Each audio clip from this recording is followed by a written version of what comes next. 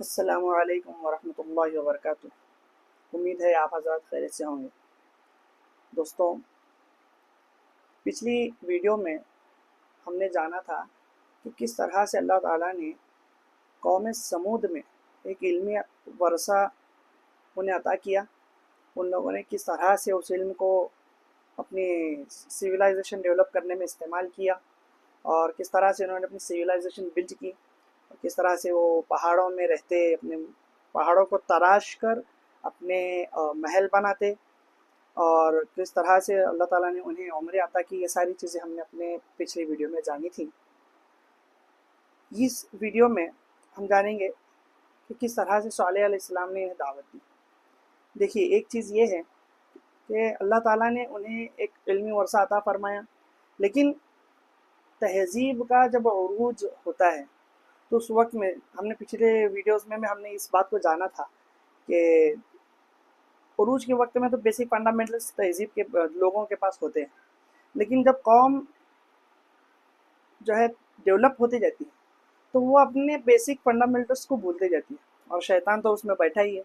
تو اس طرح سے ان کے اندر برائی آنی شروع ہوتی ہے، اور سب سے بڑی برائی جو آتی ہے وہ ہے شرک۔ اور جب شرک اس چیز کے اندر آتا ہے تو ان کے اندر دنیا پرستی ہے، مٹیریلسٹک جو چیزیں ہیں، وہ تو مادہ پرستی جس کو کہیں گے وہ آ جاتی ہیں۔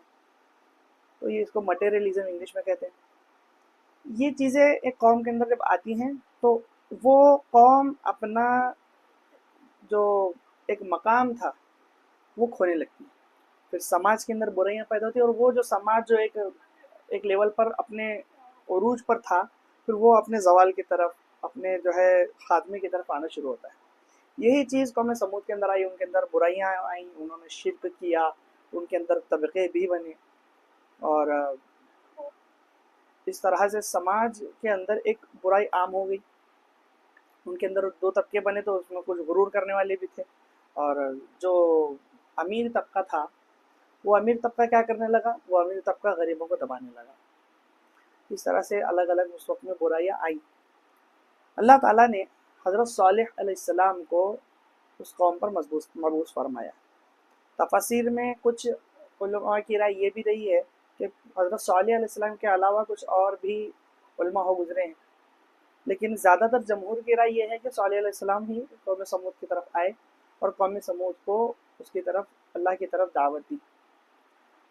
سورہ اعراف کی آیت نمبر 73 ہے، اس کے اندر اللہ تعالیٰ نے جو ہے فرمایا ہے کہ کس طرح سے صالح علیہ السلام نے قوم سمود کی طرف دعوت دی۔ اس کو ایک خاکے میں بیان فرمایا ہے۔ بسم اللہ الرحمن الرحیم وَإِلَىٰ ثَمُودَ أَخَاهُمْ صَالِحًا قَالَ يَا قَوْمِ اعْبُدُوا اللَّهَ مَا لَكُم مِّنْ إِلَٰهٍ غَيْرُهُ۔ اور قوم سمود کی طرف ان کے بھائی صالح کو بھیجا تو صالح نے کہا، اے میری قوم، اللہ ہی کی عبادت کرو اور اس کے سوا تمہارا کوئی معبود نہیں۔ یہ سب سے پہلی دعوت ہے جو نبی اپنے قوم کی طرف دیتا ہے، سب سے پہلی دعوت۔ جب نبی کے اوپر جب نبوت آتی ہے تو یہ سب سے پہلی دعوت ہے تو قوم کی طرف دے گا، کیا؟ وحدانیت کی دعوت ہے۔ اس کے علاوہ اس کے آنے والے آیتوں کے اندر بھی جو چیزیں ہمیں پتہ چلتی ہیں، آیت نمبر 74 ہے، 75 ہے اور 76 ہے، اس میں عاد کے جو برتری اس تعلق سے کہا کہ کس طرح سے اللہ تعالیٰ نے تمہیں قوم عاد کی برتری کے بعد تمہیں جو ہے اپنی برتری عطا فرمائی، اور دوسری قوموں سے تمہیں جو ہے افضل بنایا۔ تو یہ ایک چیز ہو گئی۔ اس کے بعد میں دوسری چیز نعمتوں کی یاد دہانی۔ نعمتوں میں ایک نعمت تو یہی ہوئی، اور دوسری نعمت کیا؟ دوسری نعمت یہ تھی کہ کس طرح سے اللہ تعالیٰ نے تمہیں ایک علم دیا کنسٹرکشن کا، کہ کس طرح سے تم جو ہے پہاڑوں کو تراشتے، پہاڑوں کو کھودتے اور اپنے گھر بناتے، کس طرح سے تم اس کے اندر رہتے اور فخر کرتے، اور اس کے بعد میں تمہاری عمروں کے عمر جو ہے تم زیادہ زندہ ہو، تمہاری عمریں جو ہے بہت زیادہ ہیں۔ یہ بھی ایک اللہ کی نعمت تھی۔ تو اس طرح سے نعمتوں کا ذکر جو ہے صالح علیہ السلام نے انہیں کرایا۔ اور اس کے بعد میں صالح علیہ السلام نے دوسری چیز کہی، وہ ہے توبہ کی تلقین۔ سورہ ہود کے اندر یہ چیز آتی ہے کہ صالح علیہ السلام نے اپنی قوم کو دعوت توبہ کی بھی تلقین کی ہے۔ اس کے الفاظ کچھ اس طرح ہے، وَاسْتَغْفِرُوهُ فَاسْتَغْفِرُوهُ ثُمَّ تُوبُوا إِلَيْهِ، وَاسْتَغْفِرُوهُ ثُمَّ تُوبُوا إِلَيْهِ، کہ اسی سے بخشش مانگو اور اسی کے آگے توبہ کرو۔ اب یہ جو باتیں تھیں، اس کے علاوہ اور دوسرے بھی اس میں ہے، سورہ شعراء ہے، سورہ نمل ہے، اس کے اندر ان چیزوں کا ذکر آیا ہے۔ اور اس کے بعد میں جو قوم کا جو رویہ رہا، اس میں بھی جو ہے اس کو بھی اللہ تعالیٰ نے اپنے قرآن کے اندر ارشاد فرمایا۔ قوم ڈائریکٹ یہ بات کہی تھی کہ بھلا تم یقین کرتے ہو کہ صالح اپنے پروردگار کی طرف سے بھیجے گئے ہیں؟ یہ جو قوم ہے، یہ اس کے اندر دو طبقے ہو گئے تھے، جیسا کہ میں نے فرمایا۔ ان کے اندر ایک امیر طبقہ تھا اور ایک غریب طبقہ تھا۔ جو غریب طبقے کے جو دبے کچلے لوگ تھے، وہ حضرت صالح علیہ السلام کے اوپر ایمان لائے، اور جو اپر کاسٹ تھی اس نے غرور کیا، اور یہ بات اپنے جو ماتحت لوگ تھے، جو یہ دبے کچلے لوگ تھے جنہوں نے ایمان لایا تھا صالح علیہ السلام پر، ان سے کہا، جس کو اللہ تعالیٰ نے سورہ اعراف کے اندر فرمایا ہے، ان کی قوم کے سردار لوگ جو غرور رکھتے تھے غریب لوگوں سے جو ان میں سے ایمان لے آئے تھے، کہنے لگے بھلا تم یقین کرتے ہو کہ صالح اپنے پروردگار کی طرف سے بھیجے گئے ہیں؟ انہوں نے کہا ہاں، جو چیز وہ دے کر بھیجے گئے ہیں ہم اس پر بلا شبہ ایمان رکھتے ہیں۔ تو مغرور سردار کہنے لگے کہ جس چیز پر تم ایمان لائے ہم اس کو نہیں مانتے۔ اس طرح سے انہوں نے اس چیز کا صریح انکار کیا ہے۔ اس کے بعد میں ایک چیز آتی ہے کہ بار بار جب دعوت دی گئی ان کی طرف، اور اس کے بعد میں دعوت کا نتیجہ یہ ہوا کہ بہت سارے لوگ ایمان لانے لگے اور ایک گروپ الگ سے ان کا ہو گیا، تو یہ سیدھی بات تھی کہ ان کا اپوزیشن تو ہوگا۔ پھر اس میں بار بار جو ہے ان کو دھتکارا گیا، یہ نبیوں کے ساتھ یہ ہوتا رہا ہے۔ تو اس میں پھر جو آخری سٹیپ آتی وہ ہے مطالبہ کس کا؟ جو ہے معجزے کا مطالبہ۔ اب یہ حجت تمام کرنا تھا، تو ایک طرح سے معجزے کا مطالبہ ہوا۔ معجزے کے تعلق سے آتا ہے کہ سب سے پہلے تو جب معجزے کا مطالبہ ہونے سے پہلے اگر ہم یہ کہیں کہ انبیاء علیہ السلام پر جو الزامات لگائے گئے اس میں یہ چیز تھی کہ تم جادوگر ہو، تمہیں اور کچھ نہیں، تم ہماری طرح ایک آدمی ہو، اور اس کے بعد میں اگر سچ ہو تو کوئی نشانی پیش کرو۔ یہ چیزیں وہاں پہ سامنے آتی ہیں۔ بار بار اس چیز کا جب مطالبہ ہونے لگا، یہ ساری چیزیں ان کے اوپر جب بار بار قوم نے کہنے لگی، تو پھر صالح علیہ السلام نے اس چیز کو ایکسیپٹ کیا، اس چیلنج کو ایکسیپٹ کیا۔ اٹھنی کے ظہور کے تعلق سے کتابوں میں آتا ہے، امام اندلسی رحمۃ اللہ علیہ نے بحر المحیط میں اور امام آلوسی رحمۃ اللہ نے روح المعانی میں حضرت صالح علیہ السلام کے معجزے کے تعلق سے ایک تفصیلی بحث اس میں کی ہے، جس میں کس طرح سے وہ چیز ہوئی اس کو بتایا گیا۔ ایک مرتبہ ایسا ہوا کہ حضرت صالح سے جب نشانی کا مطالبہ ہوا تو انہوں نے پوچھا کہ تمہیں کیسی نشانی چاہیے؟ تو سمود کے سرداروں نے کہا کہ ہمارے ساتھ عید کے دن چلو، اور اس کے بعد میں تم اللہ کو پکارو، ہم اپنے معبودوں کو پکاریں گے، تمہارا رب سن لے تو ہم تمہاری اتباع کریں گے۔ وہ سب ساتھ نکلے اور سمود کے بڑوں نے اپنے دیوتاؤں کو پکارا، مگر کوئی جواب نہ ملا۔ اس کے بعد سمود کے بادشاہ نے جندہ ابن عمر ابن جواس، یہ امام آلوسی نے اس کا نام لکھا ہے، یہ اس وقت کا بادشاہ تھا اس قوم کا، ابن عمر بن ابن دمیل نے، پورا نام ہے اس کا، جندہ ابن عمر بن جواش اور ابن عمر بن ابن دمیل نے ایک منتخب پہاڑ کا القاصبہ نامی ایک چکنی اور ٹھوس چٹان کی طرف اشارہ کیا۔ یہ ایک بات ہے کہ نشانی کا جو مطالبہ ہوتا، وہ جو چیلنج کیا جاتا وہ نارمل نہیں ہوتا۔ وہ کہیں گے کہ ہمارے پاس تو ایک فن ہے کہ ہم اس چیز کو، ہم پہاڑوں کو ایک خوبصورت طریقے سے ہم بنا سکتے ہیں، لیکن ہم اس میں جان نہیں ڈال سکتے، فار ایگزامپل۔ تو اب اس قوم نے مطالبہ کیا کہ یہ جو سب سے ہارڈ چٹان ہے، اب اس کے اندر سے تمہیں ایک، چونکہ اللہ ہے، اب اللہ نے ہمیں بنایا تو اس چٹان میں سے بھی جو ہے ایک جاندار کو نکال کر دکھائے۔ تو اونٹنی کو نکالنے کا انہوں نے مطالبہ کیا۔ وہ پہاڑ کیسا تھا؟ وہ چکنی مٹی اور ٹھوس تھا، بہت سخت تھا۔ تو حضرت صالح سے کہا کہ اس میں سے ایک ناقہ نکالیں گے، یعنی کہ اونٹنی جو قدرتی طور پر سدھائی ہوئی ہو बड़े डेल डोल वाली हो यानी लंबी चौड़ी हो, बहुत ऊन वाली हो, और 10 महीने की गाभन हो यानी कि प्रेग्नेंट हो। हज़रत सालेह अलैहिस्सलाम ने कौम से वादा लिया कि इनका मुतालबा पूरा हो गया तो वो सब ईमान ले आएंगे। जैसे कि अब मुतालबा तो हम आपको पूरा कर देंगे, मैं मौजूदा दिखा दूंगा। मौजूदा अगर दिखा दिया मतलब ये आपके लिए हुज्जत तमाम हो गई।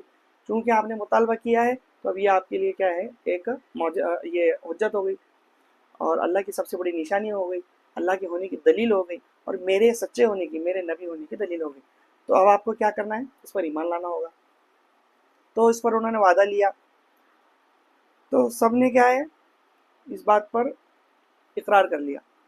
तो सालेह अलैहिस्सलाम ने 2 रकात नफिल नमाज पढ़ी और अल्लाह से दुआ की। ये बात इब्न कसीर में भी आई, क़ससुल अंबिया के अंदर। तो सारी कौम देख रही थी कि अचानक अलकासिबा यानी कि जो पहाड़ था उसमें इर्तियाश पैदा हुआ और ज़ोर ज़ोर से हिलने लगी, जैसे गाभन चौपाया बच्चा जनती हो।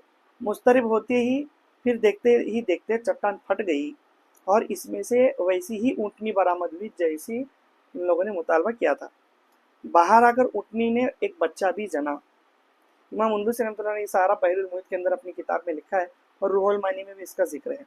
इमाम नसफी रहमतुल्लाह ने भी लिखा है कि पहाड़ से बच्चा देती हुई गाभन ऊँटनी जैसे आवाज़ निकली और एक कवि हैकल ऊँटनी इसके अंदर से नुबदार हुई। और इब्न कसीर रहमतुल्लाह ने अपने तफसीर में भी इसका मुख्तसरन बयान किया है। तो ये पूरा वाक़या तमाम तफासिर में मौजूद है, तमाम जितना मतलब जो मैंने आपके सामने रखी, इसमें उन्होंने इस चीज़ का मुतालबा किया, अपना जिक्र किया है। तो अब इन पर ये फ़र्ज़ हो गया कि अब ये उस पर ईमान लाएं। तो जो नाम मैंने अभी थोड़ी देर पहले पढ़ा था, जंदा इब्न अमर बिन जवास, इन्होंने इस पर ईमान लाया। और उस वक्त के जो इनके कबीले वाले थे, उनमें से भी कुछ लोगों ने जो है हज़रत सालेह अलैहिस्सलाम के हक़ होने पर जो है ईमान लाया, अल्लाह पर ईमान लाया, मुसलमान हो गए। लेकिन फिर भी बहुत से कौम वाले ऐसे हकदर्म थे कि वो ईमान नहीं लाए। हाँ, लेकिन ये था कि उनका मुंह तो बंद हो गया था। तो अब इस चीज़ की भी तफसील है कि ऊँट कैसा था, ऊँटनी जो थी वो कैसी थी। उस ताल्लुक से है कि जब ये पानी पीती तो सारी कौम को, जब पानी पीती तो ये सारी कौम को पानी जो है बस नहीं आता, उतना पानी ये अकेली पीती, और इतना दूध देती कि पूरी कौम को बस आ जाता, यानी पूरा उनका जो कबीला था पूरा इसका दूध पीता। क्योंकि वो नर और मादे के वास्ते के बगैर थी, तो बिला सल व रहम, बगैर मामूली असबाब और बगैर मुकर्ररा फितरी ज़राए के महज कुदरत इलाही से पार से निकली थी, और अल्लाह के सिवा कोई इसका मालिक भी नहीं था। इसीलिए ताज़ीम के लिए इसे नाका भी कहा जाता है, नाकतुल्लाह कहा जाता है। इसको मौलाना शबीर अहमद उस्मानी ने कहा है कि वो ऊँटनी इतनी अजीमुल जस्सा और ऐसे दिल डोल वाली थी, लंबी चौड़ी कवी हैकल मोटी, जिसमें जंगल में जब वो चरती तो दूसरे मवेशी डर कर भाग जाते, और अपने बारी के दिन वो जिस कुएं से पानी पीती तो कुआं खाली कर देती थी। जब वो घास पात चरने के निकलती तो कौम के दूसरे मवेशी इससे डर कर तितर बितर हो जाते। चुनांचा वो उठनी समूद के लिए एक बड़ा मसला और संगीन आजमाइश बन गई थी। एक तरफ इन्हें पानी एक दिन आड़ मिलता, यानी कि अब इनमें ऐसा था कि एक दिन जो है पानी सिर्फ ऊँटनी पिएगी, और एक दिन जो है पूरी कौम उसका इस्तेमाल करेगी।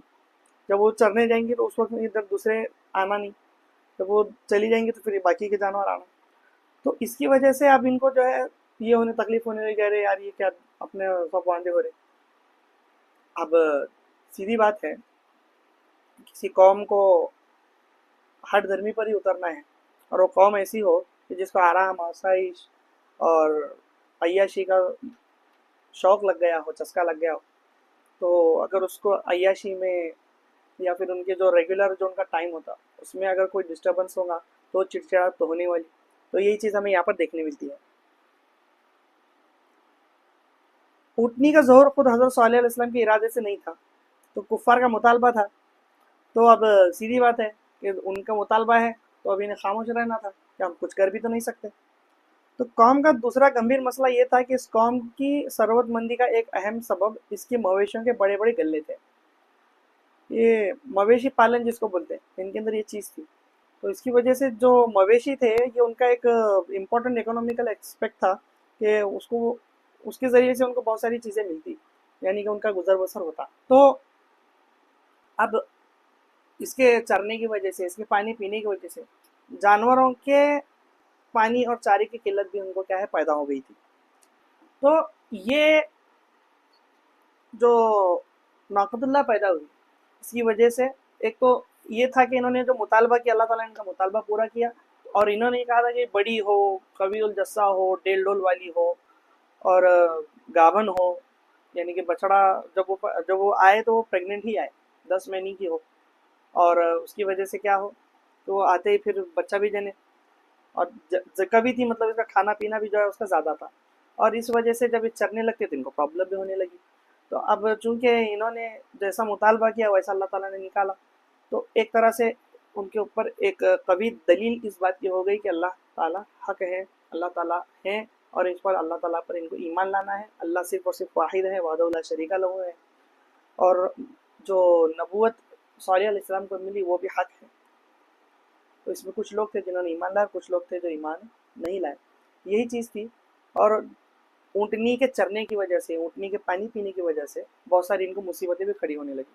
और यही जो है ज़रिया बनी, यही चीज़ वजह बनी कि अब ऊँटनी का इनको जो है कत्ल करना पड़ा।